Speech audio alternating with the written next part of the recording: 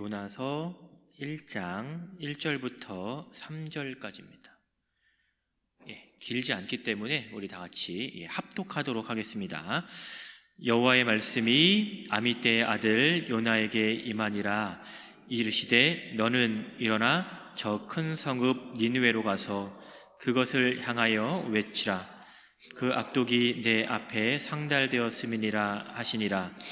그러나 요나가 여호와의 얼굴을 피하려고 일어나 다시스로 도망하려 하여 욥바로 내려갔더니 마침 다시스로 가는 배를 만난지라. 여호와의 얼굴을 피하여 그들과 함께 다시스로 가려고 뱃삭을 주고 배에 올랐더라. 아멘. 우리가 요나서를 읽다 보면 알게 되는 몇 가지가 있어요. 물론 제가 말하는 것 그 이상으로 더 찾을 수는 있지만 저는 한 4가지 정도로 우리가 정리를 해볼 수 있을 거라 생각이 듭니다. 첫 번째는요, 하나님의 생각과 인간의 생각이 다를 수 있다라는 점입니다. 다시 말씀드릴게요. 하나님의 생각과 인간의 생각이 다를 수 있다. 두 번째는 하나님께서는 자신의 뜻을 굽히지 않으신다. 세 번째, 인간은 그 하나님의 생각을 바꿀 수 없다. 네 번째, 결국 인간은 하나님의 뜻대로 살아갈 수밖에 없다라는 겁니다. 이것이 제가 요나서를 읽으면서 찾았던 것을 이렇게 딱 종합을 해보니까 이렇게 4가지인 거예요. 물론 이 외에도 찾으려면 더 찾을 수는 있겠지만 어떻게 보면 이 4가지 안에서 우리가 벗어나지는 않을 거라는 생각이 듭니다. 제가 말씀드렸던 이 4가지의 이 사실을 우리는 요나라고 하는 이 한 사람에 의해서 다 확인을 할 수가 있을 것 같아요. 오늘 본문은 복음을 위해서 부르심을 받는 요나의 모습으로 시작을 하고 있습니다. 조금 더 정확하게 말한다면 니느웨라고 하는 이 지역의 심판을 전하기 위해서 요나는 하나님의 부르심을 받게 되지요. 이 당시 니느웨라고 하는 이 지역은 그들의 죄악 때문에 하나님의 심판의 대상이 된 겁니다. 어떻게 보면 경고의 대상이 된 것이죠. 니느웨의 죄가 얼마나 심각했는지를 궁금하시면 한 권 뒤에 있는 나훔이라고 하는 성경에 보시면 이 니느웨가 얼마나 심각한 죄악 가운데 있었는지를 확인을 할 수가 있으실 겁니다. 이런 니느웨의 백성들에게 죄로 인한 심판을 위해서 하나님께서는 요나를 부르셨어요. 그래서 오늘 본문 1절도 이렇게 시작을 하죠. 여호와의 말씀이 아미떼의 아들 요나에게 임하니라. 자, 여호와의 말씀이 누구에게 임했다고요? 요나라고 하는 이 한 사람에게 임한 거예요. 이 구절은 요나를 향한 하나님의 부르심이 나타남과 동시에 요나에 대한 사명이 함께 나타나 있는 것입니다. 본문은 분명히 이렇게 얘기를 하잖아요. 주의 말씀이 요나에게 임하였다. 그러니까 부르심의 대상을 분명하게 우리에게 지금 보여주고 있어요. 이러한 요나의 소명과 사명은 요나서 전체에 반복해서 등장을 합니다. 특히 여호와의 말씀이라고 하는 이 표현은 1절에서 뿐만 아니라 요나서 전체에 3번에 걸쳐서 등장을 해요. 오늘 1절도 등장하지만 3장 1절에서도 등장을 하고 3장 3절에서도요 이 여호와의 말씀이라고 하는 표현이 등장을 합니다. 이것은 무엇을 의미하냐면 말씀을 받은 요나는 이제 그 말씀에 순종을 해야 할 책임이 있다라는 거예요. 그 말씀에 순종해야 되는 책임이 누가 있다? 요나에게 있다. 또 하나 중요한 것이 있는데 이 여호와의 말씀이라고 표현하는 것에서 요나는 전적으로 그분의 말씀을 통해서 그분의 생각을 파악을 해야 된다라는 거예요. 여호와의 말씀이 임했으니까 그 여호와의 그 뜻이 무엇인지, 그 여호와의 말씀에 순종하기 위해서 여호와의 말씀을 알아야 되는 거잖아요. 중요한 건 나의 생각이 아니라 그분의 생각이 중요한 거예요. 내 생각이 중요한 게 아니라는 말입니다. 요나서에서 나타나는 이 여호와의 말씀이 어떤 거였어요? 너는 니느웨로 가서 회개의 말을 전해라 라는 거예요. 명령을 받은 사람은 요나입니다. 명령을 하신 분은 하나님이신 거예요. 명령의 주체가 하나님이시라면 그 명령에 순종을 해야 했던 사람은 바로 요나였다라는 것이죠. 이것은 회개의 말을 전해야 하는 요나 입장에서는 그가 선택할 수 있는 상황이 아닌 거예요. 하나님께서 말씀을 하셨고 하나님께서 요나라고 하는 그 인물에게 가라라고 명령을 하셨거든요. 우리는 본문 2절에 사용된 세 개의 단어를 통해서 요나의 숙명인 것을 알 수가 있는 거예요. 2절 다시 보시면 이런 표현이 등장합니다. 너는 일어나라, 일어나라. 그리고 저 큰 성읍 니느웨로 어떻게 해라? 가라 라는 거예요. 그리고 그것을 향하여 뭐하라? 외치라 라는 거예요. 다 동사죠. 다 명령형인 거예요. 너는 일어나라, 너는 가라, 너는 외치라 라는 말입니다. 일어선다라는 말은 뭔가 하고자의 그 시작을 위해서 얘기를 하는 겁니다.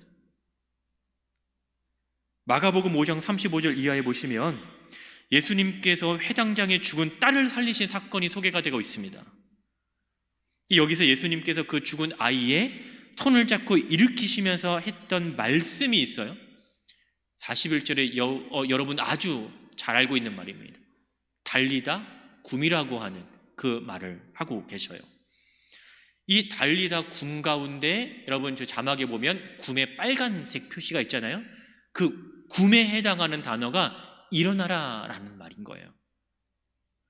그리고 이런 명령에 죽은 소녀의 반응이 어떻게 나타나고 있냐면 42절 계속해서 보시면 어떻게 표현해요? 곧 일어나서. 어떻게 일어나서? 곧.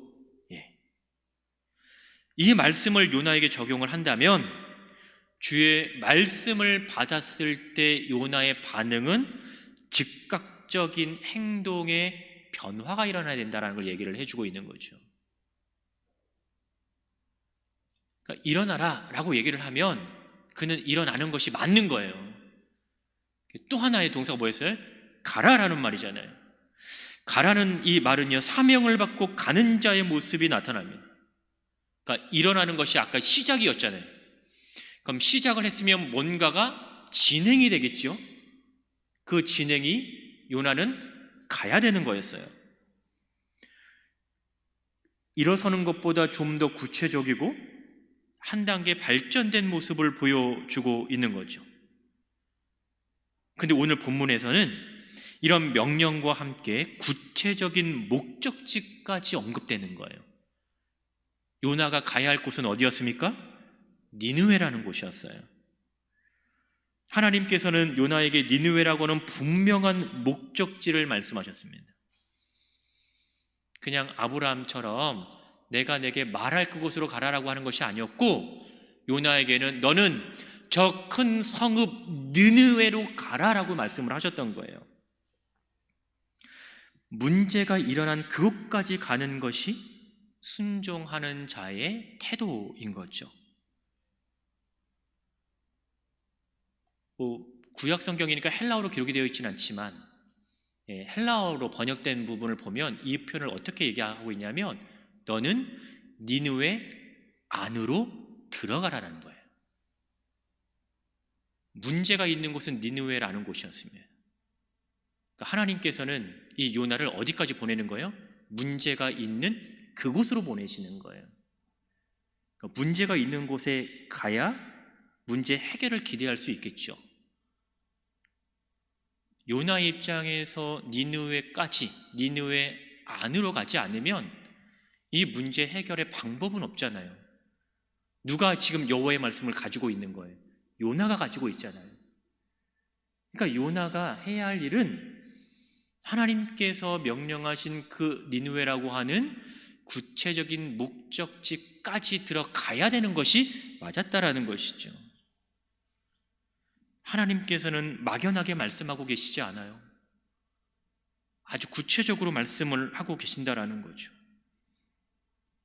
그리고 아까 마지막으로 나왔던 이 외치라라는 것은요, 이 명령의 실제적인 실천이 될 수 있는 거죠.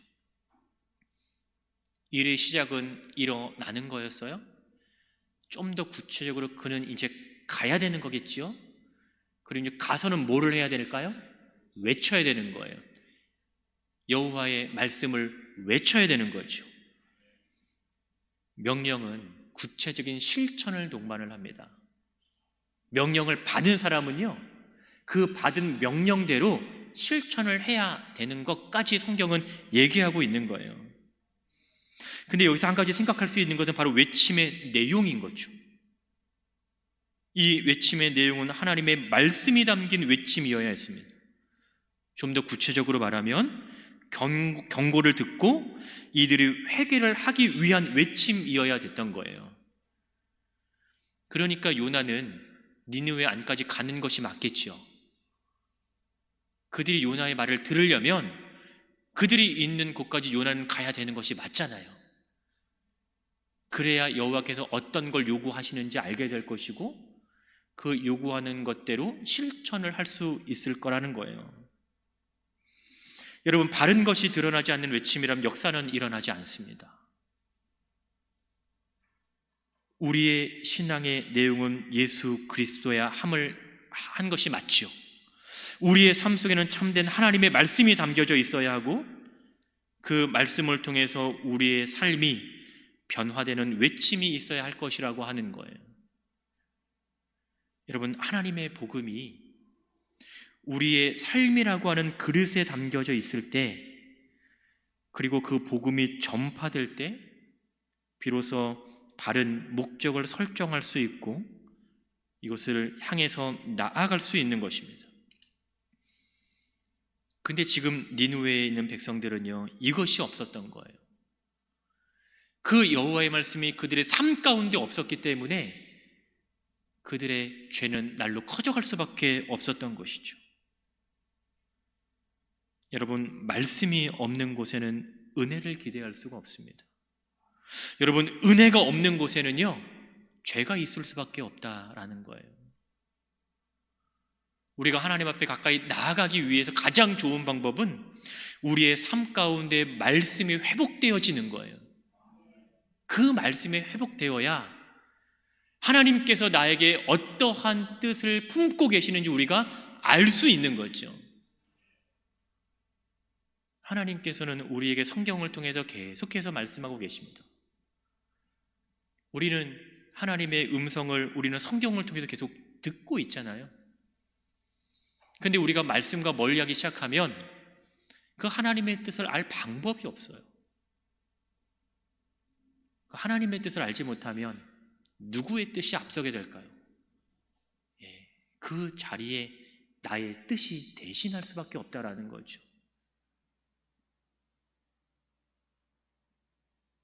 오늘 본문에 나타나는 니느웨를 한번 보십시오. 본문 2절 다시 보시면 니느웨의 죄가 얼마나 심각한지를 시각적인 표현을 통해서 알려주고 있어요. 2절을 이렇게 보니 이렇게 얘기합니다. 2절 하반절 보니까 그 악독이 내 앞에 상달되었음이라 라고 얘기합니다. 그 악독이 내 앞에 상달되었다라는 것, 이 내 앞에라고 하는 것은 바로 내 눈앞을 얘기하는 거예요. 그러니까 거리적으로, 시각적으로 그만큼 죄가 이 하나님 앞에 나타나 있다라는 상황을 보여주고 있는 거죠. 누구의 죄가요? 니느웨 사람들의 죄가. 그러니까 얼마나 그들의 죄가 심각한지를 보여주고 있는 겁니다. 이와 같은 상황에서 하나님께서는 선지자 요나를 선택하신 것이고요, 그에게 그의 말씀을 허락하신 것이고 그 말씀을 통해서 니느웨 사람들이 회개하고 돌아오기를 바랬던 거예요. 근데 이제 여기에서 우리가 요나의 모습을 볼 필요가 있는 거죠. 오늘 본문에 보여지는 요나의 태도를 한번 보면 지금까지 우리가 알고 있는 일반적인 선지자들의 태도와는 다르다라는 거예요. 선지자들의 역할이 뭐예요? 하나님의 말씀을 듣고 그 말씀을 전하는 것이 선지자 역할입니다. 그러니까 하나님께서 명령을 하시면 그 명령에 순종하는 것이 선지자들이 할 수 있는 건 거예요. 네, 오늘 본문 3절을 보면 요나는 어떠한 행동을 합니까? 3절 보니까 이렇게 얘기합니다. 요나가 여호와의 얼굴을 뭐 하려고? 피하려고 이렇게 얘기합니다. 여호와의 얼굴을 피하기 위해서 일어났다라고 하는 것은 그의 의도가 담겨져 있는 표현인 거죠. 일반적으로 우리가 알고 있는 선지자의 모습과는 전혀 다른 모습인 거예요. 만약에 우리가 알고 있는 선지자의 모습이라면 여호와의 얼굴을 피한다라고 하는 이 말이 적용돼서는 안 되는 거예요. 시편 105편 4절 보면 이렇게 얘기합니다. 그의 얼굴을 항상 구할지어다 라고 얘기합니다. 이 표현은 뭐냐면 그를 찾고 도우심을 구하고 그분의 은혜를 구하는 것, 이것이 시편의 문맥에서는 여호와의 얼굴을 구한다라고 얘기하는 거예요. 그럼 오늘 본문에서 요나가 여호와의 얼굴을 피했다라고 하는 것은 우리가 어떻게 이해할 수 있을까요? 그를 찾지 않는 거고 그의 도우심을 구하지 않는 거고 그분의 은혜부터 멀어진다라는 걸 보여주고 있는 거죠.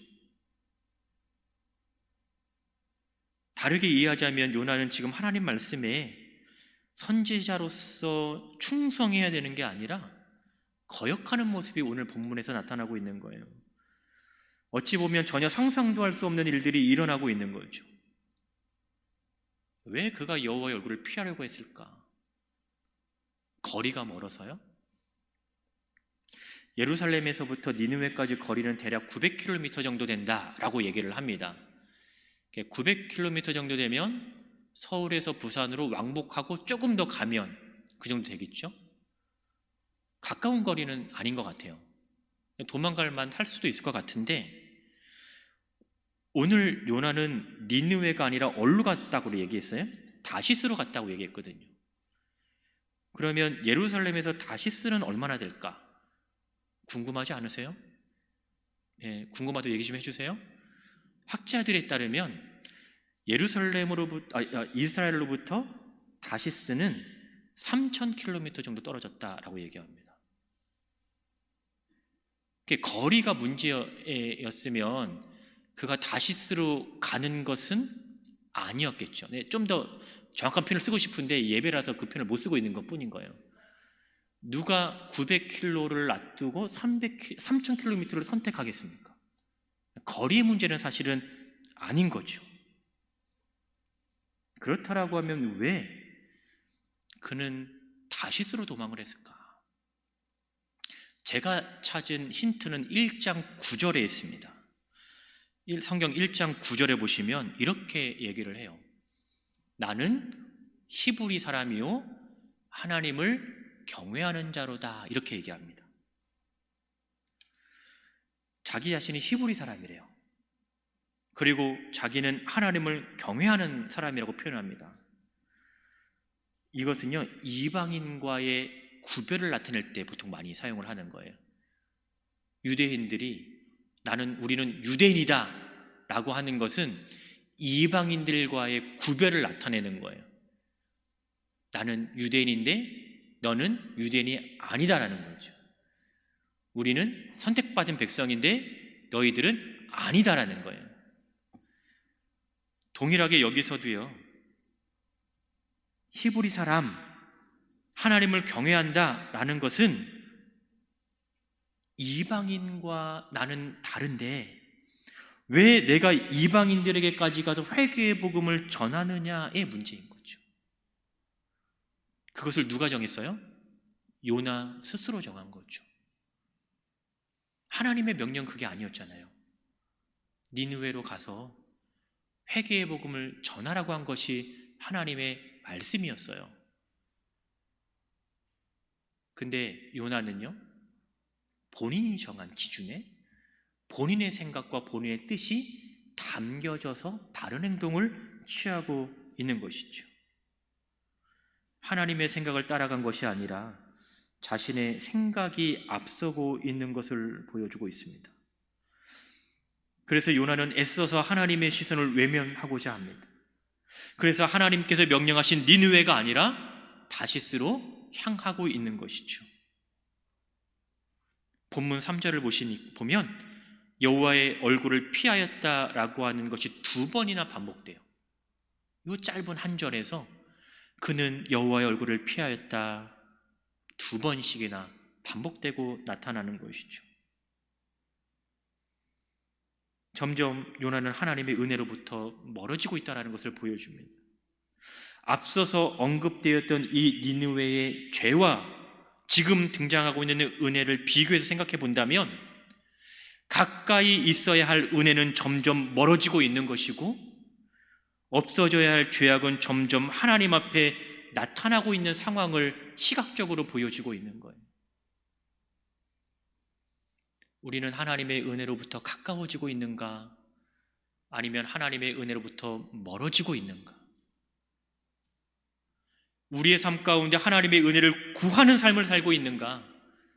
아니면 우리의 삶 가운데 나의 뜻과 나의 생각이 반영되어서 살아가고 있는가?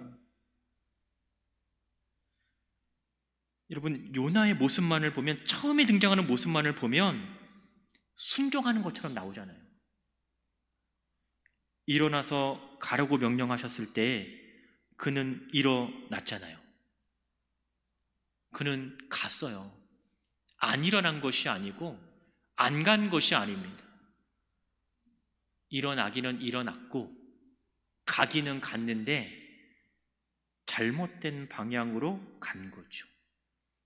하나님이 원하신 방향이 아니라 본인이 원한 방향으로 가게 된 것입니다. 하나님의 생각을 따라간 것이 아닌 자신의 생각대로, 자신의 방법대로 간 거예요. 지금 그는 철저하게 하나님의 시선을 외면하고 있는 거죠. 하나님께서는 그와 눈을 마주치고 싶은데 그는 하나님께 등을 돌렸습니다.